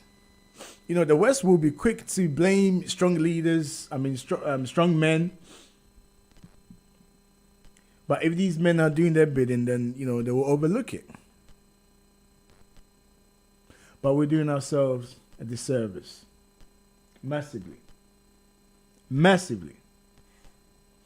All right, let's bring you other stories as well. Let's go to Nigeria. And speaking of democracy, Nigerians will be going to the polls to vote next year in February. We'll be talking about that soon. Of course, we'll talk about Nigeria. And we'll keep a keen eye on the electoral processes and see what happens. I know for sure, candidates will come out and say that there were irregularities and so on and so forth. I'm yet to find out, okay? I'm yet to find out because of any African country, any elections that takes place across Africa that people cry that, elections have not been rigged. Elections get rigged, but then you find out, there were some few more practices here and there, but not enough to change the outcome of the results. Anyway, the UN's campaign against gender-based violence kicked off in Nigeria. Lagos, with a play featuring all-female cast. Let's take a listen to this. The UN's campaign against gender-based violence kicked off on Friday in Nigeria's largest city, Lagos, with a play featuring an all-female cast. The play opened on the International Day for the Elimination of Violence Against Women. Nothing connects with humanity the way that poetry, music, and drama does. And this comes in poetry, it comes in music, it comes in drama. And these are very, wonderful vehicles and ways, for us to reach people. Because these conversations are very serious conversations. And it's very difficult to get people to talk about serious things. But if you can get them through music, through drama, and it's easier for them to understand it while they're getting entertained, but at the same time, it's tugging at the core of their humanity, and then it's getting their attention. If you ask me, I think it is rather cute. It wouldn't do any harm to give him a... The director of the stage play took inspiration from a Broadway show she saw called For Colored Girls. When I started the work, I wasn't aware of how powerful the work was, but it's gone on for almost 9 years. That means it's working. Then the other thing that tells me it's working is that several people come back. So in the lobby, you hear people say, this is my 5th time, and then you hear somebody say 5. Is it only 5? My own is 11. You know what I mean? So people come back to see the show. And people come back to see a show when it's more than entertainment. One of the main actors in the play believes it is a rewarding role, as it carries a sense of responsibility and duty. Being a part of the show is it's different small bits of feelings. It's rewarding, it's exciting. It also gives you that sense of duty, that a responsibility has been handed to you, so that you have to carry out. Nigeria, Africa's most populous nation with an estimated 200 million people, has always publicized issues around gender-based violence. A fantastic initiative there, and violence against women is never my thing. I don't support it. I condemn it in any shape or form. But we have to be honest with ourselves. We have to be honest that these things do happen. We've seen it happening, and anything to raise awareness, to bring awareness, is important. I've seen this interesting message here from Sandra. Sandra saying, good morning, Jones. Good show. This is my first time listening to you. A friend of mine sent the link and I thought to send you a message. Can you please talk a bit about Ghana Black Stars at the World Cup? Thank you. I will. I will talk about Ghana Black Stars because they're playing today. Also, Cameroon are also playing this morning. Cameroon has actually kicked off. Because Cameroon is kicking off at 10 o'clock this morning.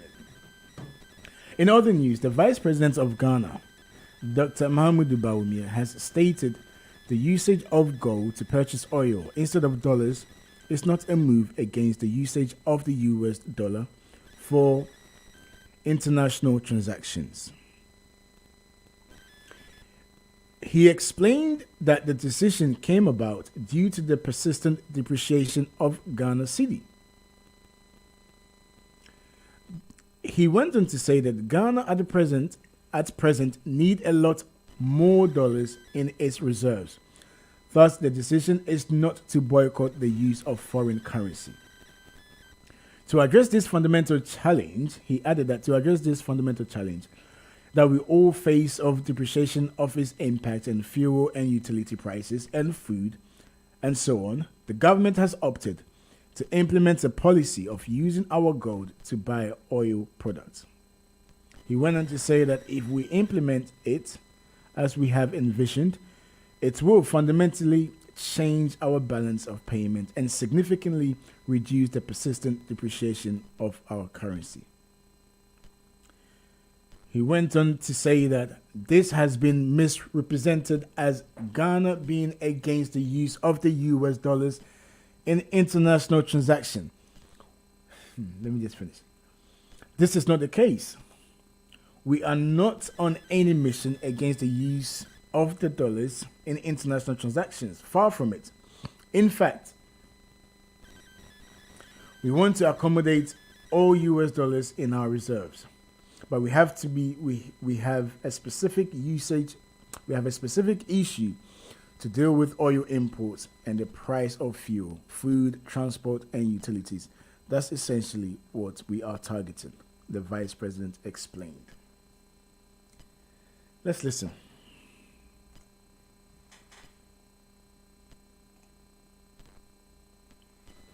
For fundamental solutions to some of our problems. As our foreign exchange reserves have declined, the depreciation of the cedi, as I have noted, has accelerated. A major source of cedi depreciation has been the demand for foreign exchange to finance the import of oil products. In fact, our import of oil products is around $3 billion annually. Persistent cedi depreciation increases the cost of living with higher prices for fuel, transportation, utilities, food, and so on. Many governments, including ours, are facing a very difficult economic crisis that requires solutions that must come out of the box.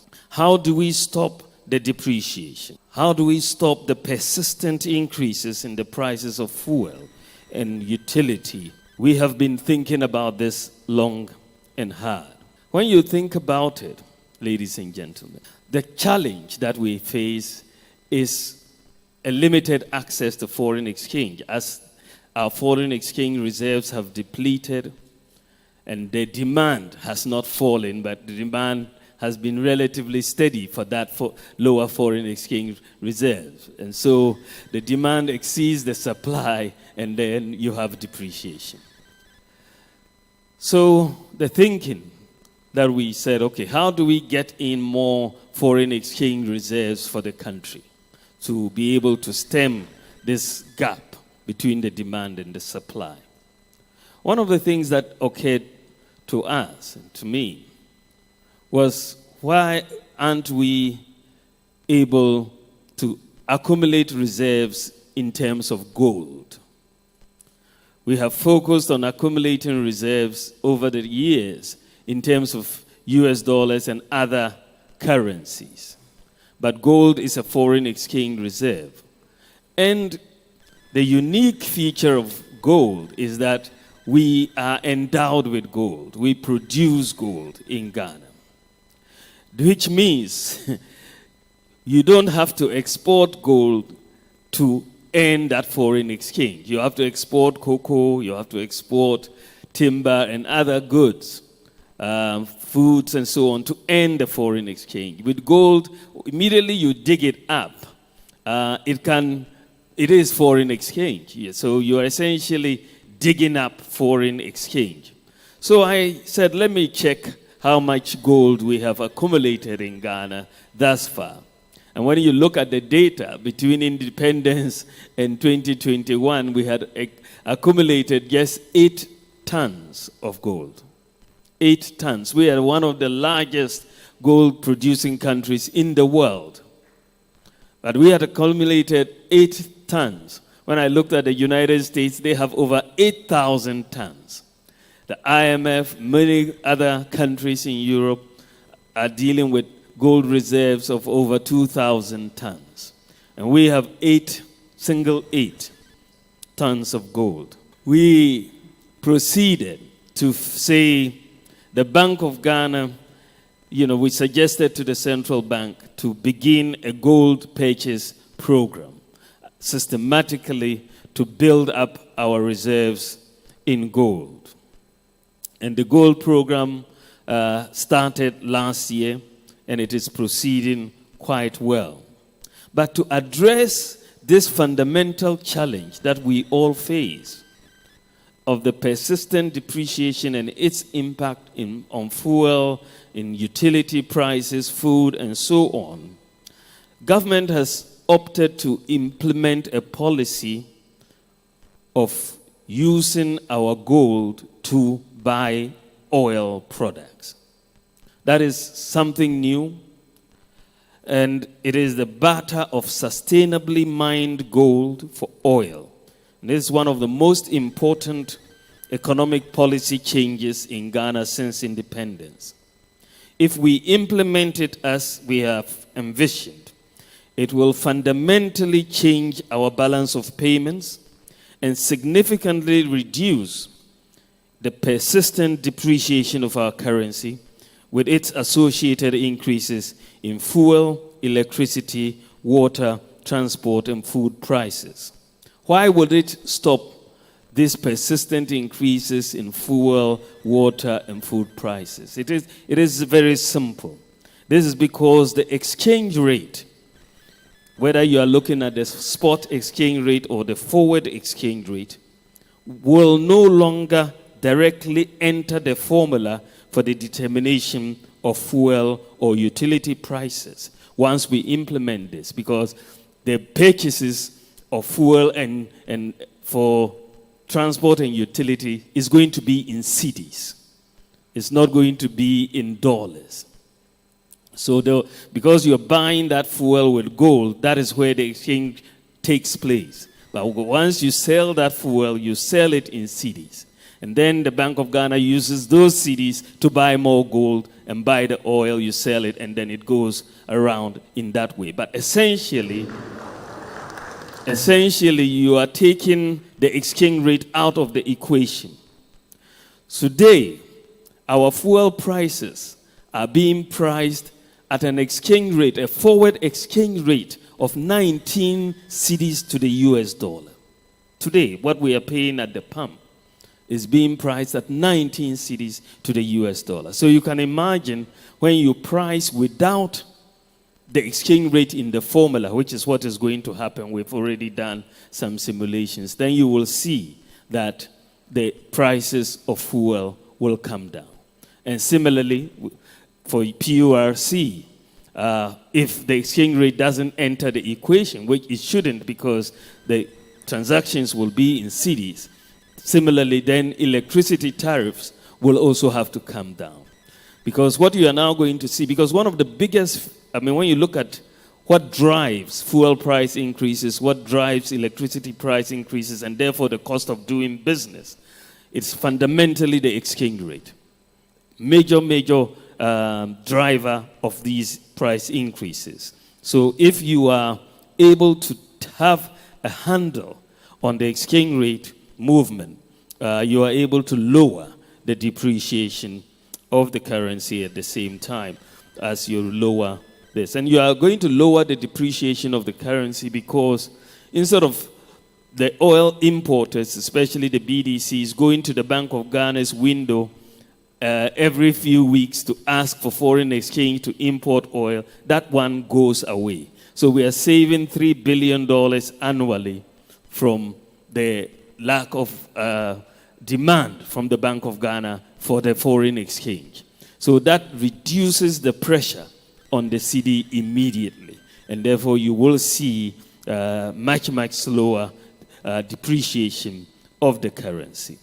Unfortunately, ladies and gentlemen, since we announced this, I put this out on my Facebook, there's been a lot of discussion with the BBC, Reuters, Bloomberg, and some misinterpretation. This has been misinterpreted as Ghana being against the use of US dollars in international transactions. This really is not the case. We are not on any mission against the use of US dollars in international transactions. Far from it. In fact, we want to accumulate more US dollars in our reserves. But we have a specific issue to deal with oil imports and the nexus between those oil imports and the prices of fuel and transport and food and utilities. And that is essentially what we are targeting, to exchange our gold for the oil, take that path, and therefore insulate the domestic economy, domestic industry from the persistent depreciation that we see in the currency that affects the cost of doing business and the cost of living. So that is hopefully cleared. That was the Vice President of Ghana, Dr. Mahmoud Bawumia, talking about Ghana using gold to purchase oil instead of the dollar. And I wonder why he spent a lot of time. I mean, look, this is something that has been spoken of. I wonder why he is almost trying to say to the US that we're not against the dollar. And I wonder how long this is going to go on for. Is this just short term, mid term, long term? Because clearly, long term will only have good benefits for Ghana. And for them to actually go on this trajectory proves that the situation is dire. You know, a lot of economists have said this in the past. In terms of trading in gold, as opposed to using your reserves. So, Ghana exports a lot of its raw materials, right? Gets refined and then sold back. And the money that's being used to purchase these raw materials, so the likes of oil, is paid in dollars because the transactions are done in dollars. There's not enough dollars in the system. Multinational companies in Ghana repatriate dollars from the country to their respective countries. People in the black markets are also holding on to their dollars. Meanwhile, the cedi is depreciated. It's not rocket science. How can they come back with this policy? On one hand, and on the other hand, making a U-turn. They're not against the usage of the dollar. As a matter of fact, they're trying to accumulate dollars. I mean, look. And this is what the likes of Vladimir Putin have always said. Post-Second World War, the US came with the Bretton Woods system. Created this financial institution. Everything was pegged to the dollar. you buy and sell in dollars, which in sense devalues your currency. Because how can you live in a country where you're using dollars, somebody else's foreign currency, to purchase and sell goods? This is a good initiative. It's a good initiative. And of course, the likes of the BBCs, the Bloombergs and whatnot, the Western media will jump on this because this is a clear indication to the US that we're not using your currency to trade. And of course, we all know what will happen. I don't need to go into it further. We all know what will happen.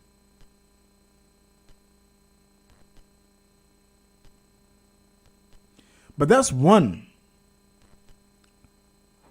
piece of the puzzle.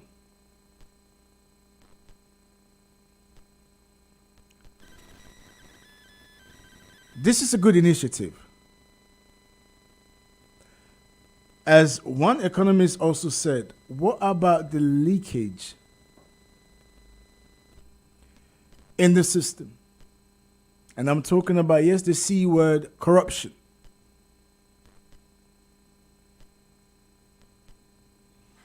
This is a good initiative, right? It is a good initiative because it makes no sense. If you can trade in gold, we're in a country where gold is everywhere. It makes sense to try and stabilize your currency, to keep more dollars circulating in the system. It makes sense because you'll be using your currency is depreciating. The small amount of dollars you have in the system, you're using the same dollars to go and purchase oil into the country. It makes no sense. It does make sense, however, to use natural resources that you produce on a large scale. Because they will buy it, they will take it, they will take it. So, and this is why we keep saying this. That a lot of the times when you talk about politics, you know, I'm part of this WhatsApp group. Yesterday, I just had enough, decided to come out because, you know, some really radical people in there. And they keep talking about, you know, the same things in African leaders, this and African leaders, that and And I'm like, listen, there's nothing new under the sun. There's nothing you and I are saying that our leaders do not know. Of course they know. Then rather than purchase oil, rather than do, you know, international transaction with in dollars, you can actually do it in gold, and you have gold in abundance. So the question then is, why hasn't this been done?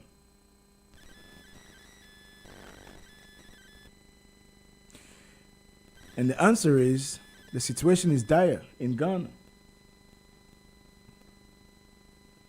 Kofi Ali sent me a message this morning. He's saying, is Ghana not said to be an oil producer? Why is he now looking for money to import oil again? Why are you importing what you are producing? Well, they're producing crude oil, isn't it? It's not refined.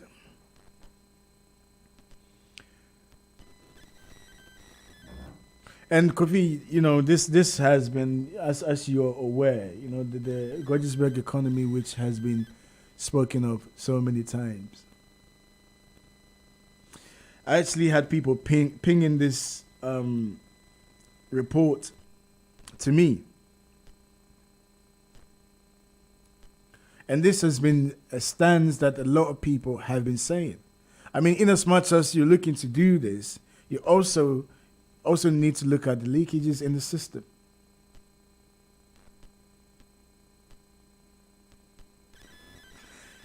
Multinational companies taking the dollars out of the country.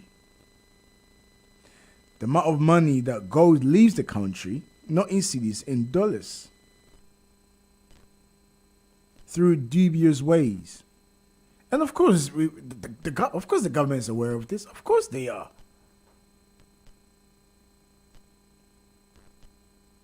Of course they are. The budget that was read last week, they're looking to make cuts. That's fine, but that's not enough to make up the deficit.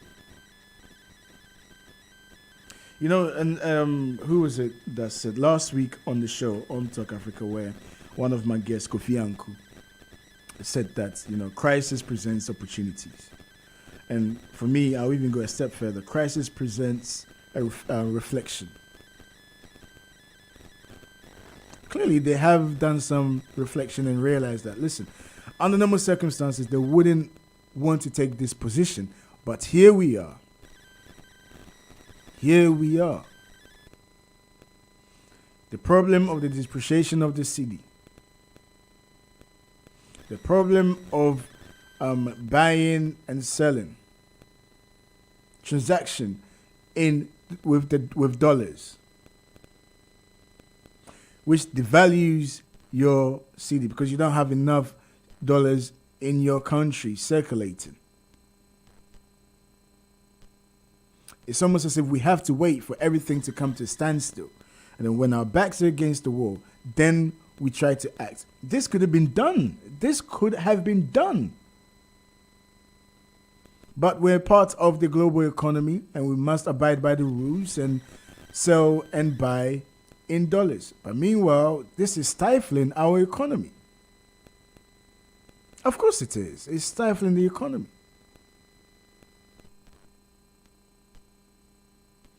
And of course, and that comes, you know, at the end of the day, power talks. I remember the president of Ghana, I think it was the 77th meeting of the United Nations Assembly, when he spoke about the Bretton Woods system, which totally has serious impact against Africa, when no African leader was brought to the table. I mean, they go there and make these long speeches that sound good, but nothing gets done. I just hope that they had the guts. They have the guts, the political will to make this a long-term thing rather than a short-term solution. Now, that's not saying Ghana is saying they will not trade, as the vice president said, will not trade with the US dollars. But just looking at one specific sector that is literally draining the dollars out of the system. So they pay less for the raw materials. We pay more for the imports that we bring in. I mean, it makes no sense. No sense. It's unsustainable. It makes no sense whatsoever.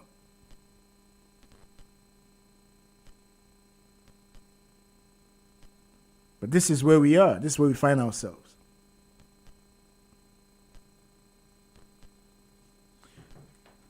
All being well, tomorrow I'll be speaking to Daniel Sabote, the economist in Ghana, about this particular issue. We tried to get him today, but he wasn't available. So tomorrow, you know, a lot of people haven't caught on to what's happening with this news. Some people will wait before they catch on. But we'll bring you, I'll be speaking to him to hear his take on this, you know. In as much as they're doing this, and I keep repeating myself, I sound like a broken record. The corruption aspect is something that also needs to be looked at. The way that government has spent money needs to be accounted for, needs to be looked at. I mean, you know, we keep regurgitating the same old things. All right, let me come back to the football, because Ghana is playing today against Korea. Later on, I think the kickoff is at 1 p.m. So I'll have time to watch it. They're playing against South Korea at 1 p.m. Cameroon are winning 1-0 against Serbia. That's good. That's good. We want the indomitable Lions to also progress. And the goal was scored by Castelletto, 29th minute. So it's 2 minutes to half time. Cameroon leading Serbia 1-0. Okay, so I've been asked to talk about Ghana. Let me just quickly talk about the Black Stars. Where do I even begin? One thing I've noticed about the coach and the technical staff is that, that there's this saying, just, believe you can do it. Believe you can do it. And sometimes I find it comical because you can't do anything that you haven't practiced or studied or taken time to dedicate time to whatever it is that you're looking to do. You can't go to an interview without reading about the company or without having knowledge in that field and just say, just believe you can do it and go there and believe and you can achieve it. No, you cannot do that. That never happens. It will not happen. But there are other instances where you're qualified, you've done this in the past, and what is stopping you is a self-doubt. And the latter is what I can see with this coach, Coach Addo. He knows he has a group of players that they're not that good together collectively as a team. And when I say they're not that good, I'm comparing them to previous Black Stars. So that golden generation, the likes of Asamoah Gyan, Suleiman Tari, Kudus Asamoah, who else? Pencil, Kevin Prince Boateng. These are the ones that just come out of the scene now. They know how far this team can go. Individually, they're good. But as a team, they haven't gelled yet. And that's not his fault. That's not his fault. Sometimes that's how things happen. The problem is the Black Stars have struggled to score goals. So in the final third, they've struggled. Really struggled in the final third. However, their approach, and I go back to the Brazil match, this is the friendly leading up to the World Cup. And Ghana's approach was very defensive because they didn't want to be exposed. And the first half could have easily been about 6-0. Second half, he changed things and Ghana looked a different team, different side. We saw the same thing happen in Ghana's first game, the Black Stars' first game against Portugal. Now, I don't even want to talk about the penalty, but I'm just talking about the game as a whole. They played with a 5 at the back, meaning very defensive approach. They were all about keeping their shape, everyone behind the ball to frustrate Portugal. But the thing with football, which they all know, is you cannot play like this throughout the entire 90 minutes. It's unsustainable. You cannot. So they were playing like that and tried to hit them on the counter. But on the counter to the striker, Williams was isolated at top. So when you're playing like this, the only way in which you can be a threat or you can even get an opportunity to score a goal is through set pieces. So you rely on your free kicks. You rely on corner kicks. Because nobody was creating anything. At the end of half time, if you look at the stats, Ghana had 0 shots on target, 0 shots on goal. And I think Portugal had about 5. And they gave, just like they did with Brazil, too much respect. And it's the same thing with Portugal. Too much respect. It had to take Ghana to go a goal down before they started to play. Because I think they wanted to go in there, keep it tight, keep it solid, and keep their shape. Didn't want to concede. They didn't think they could win the game. Suddenly, you got to go down and you realize that your back's against the wall. It's the second half, so you have to come out and play. Then the players decided to play. Forget about the substitution. I'm not even going to talk about that.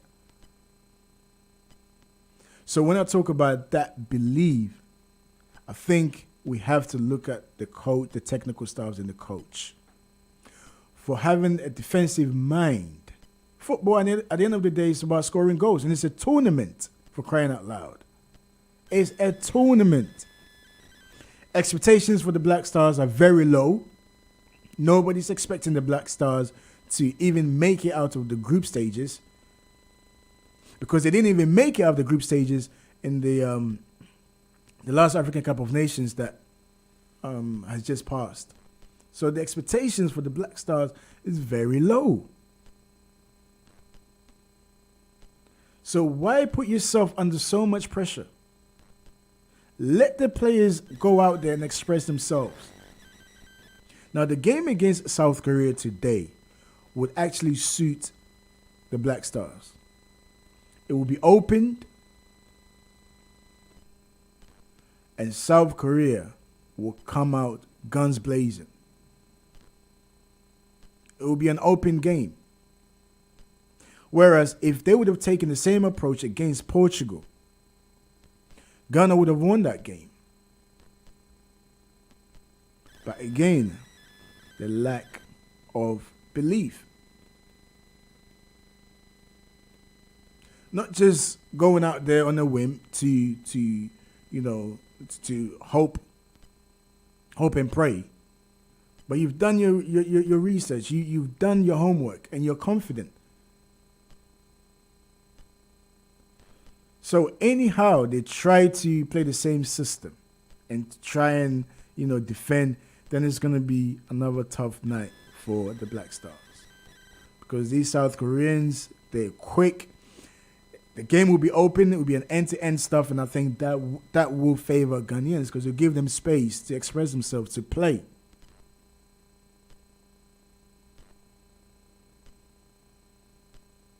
So I would say the coach needs to be more attacking minded and go for it.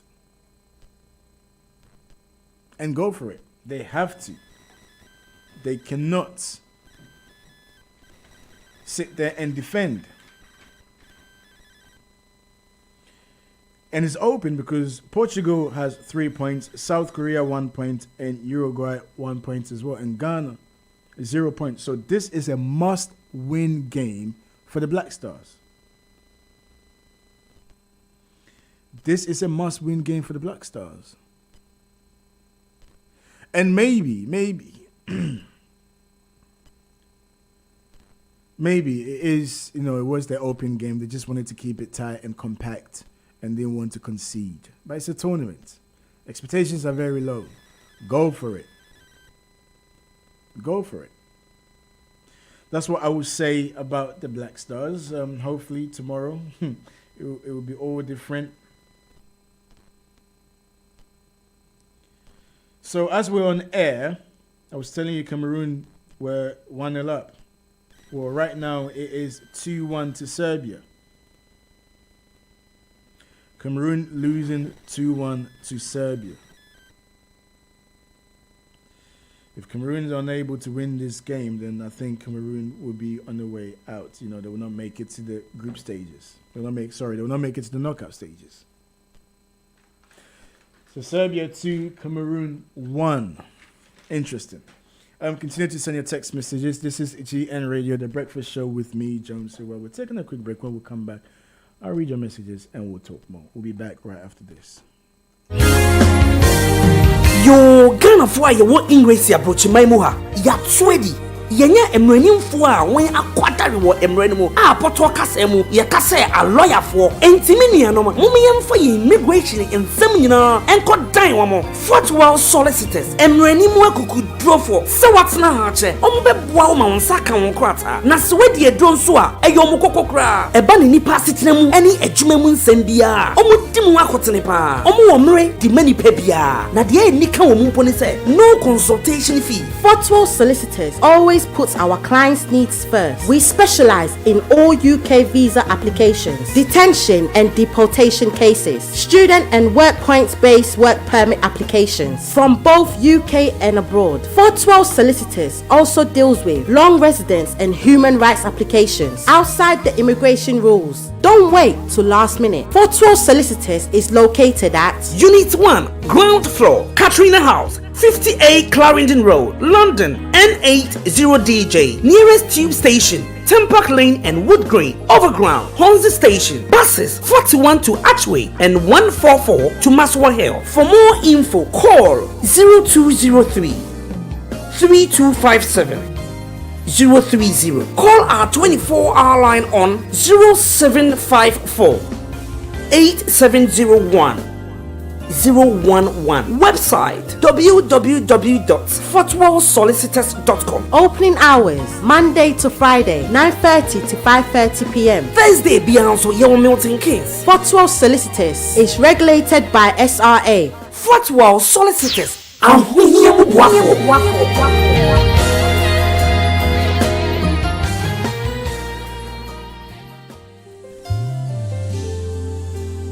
abusuafo yɛde dwumadie foforɔ ɛbrɛ mu wɔ GN Radio. Your friend Worship and Inspiration every Sunday evening between the hours of 7 and 9 p.m. Daniel Kweku Datson and Amanda Ofori at this dwumadie ɛbrɛ. Make sure that you tune in. It's going to be an awesome moment of worship, God's word, conversation, gospel celebrity interviews, Bible knowledge, and what have you. And also your comments. I want to hear from you, your testimonies, what inspires you, and a lot more. Make sure say on miss our program every Sunday evening at GN Radio. Worship and Inspiration. Your weekly inspiration starts from here.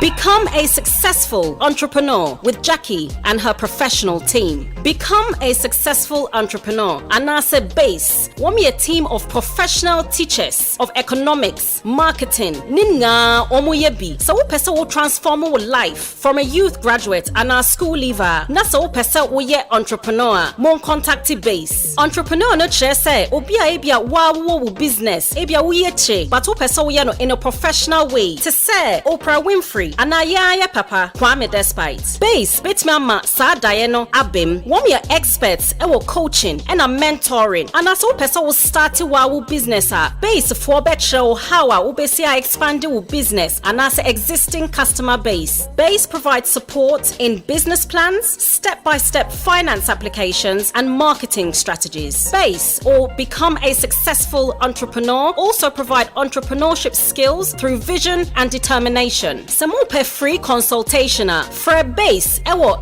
073 99867 417. I repeat 073 99867 417. And also one more email address info@becomeasuccess.co.uk. Website www.becomeasuccess.co.uk. Mokohwa mobetimi make bookings for an appointment. Base and become a successful entrepreneur. Let's turn your vision into a reality.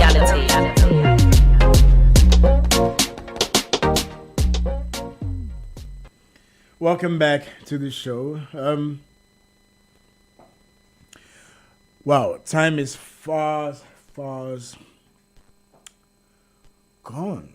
Crikey. It's nearly 11 o'clock. All right, let me read this text message. I think this will be the last text messages. Last text message.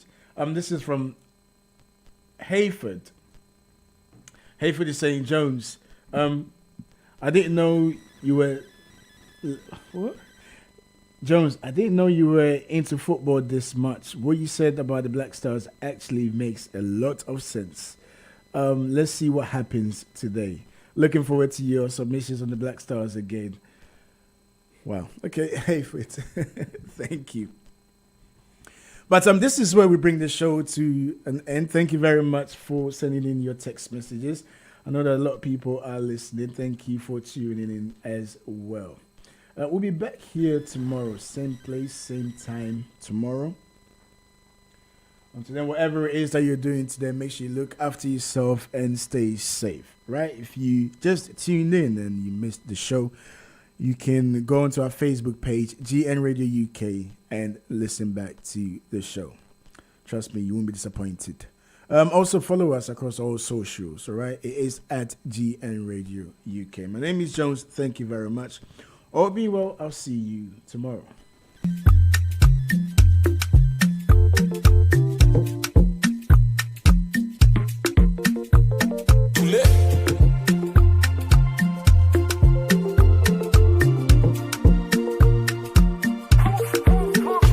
Your body sharp for debate. I started beat about the bush to date. To think about the way you scatter the place. I want to talk about the smile on your face. This your love now on your ma. FDA don't stamp on them. Won't you show me how you move? Cause I've been waiting for a minute to be your boo. Cause your back though, turn around though. Baby, are you already? What a man though, you go like to try me, you know I'm ready. Cause your back though, turn around though. Baby, are you already? What a man though, you go like to try me, you know I'm ready. I no go shout, I no go rush, I no go pin it by force. I will sit down when I will choke. I will kneel down when with your love. Is it because I know the salt, I know the chicken licking your paws? You must be living in my cause. I will pick you with my love, Maria, And if you've got me, you must know that I've got you, Maria, Just like a tattoo, girl, I'll always have you. Hold your back though, turn around though. Baby, are you already? What a man though, we go like to try me, you know I'm ready. Hold your back though, turn around though. Baby, are you already? What a man though, we go like to try me, you know I'm ready. Your body sharp for debate. I started beat about the bush to date. To think about the way you scatter the place. I want to talk about the smile on your face. This your love now on your ma. FDA don't stamp on them. Won't you show me how you move? Cause I've been waiting for a minute to be your boo. Hold your back though, turn around though. Baby, are you already? What a man though, you go like to try me.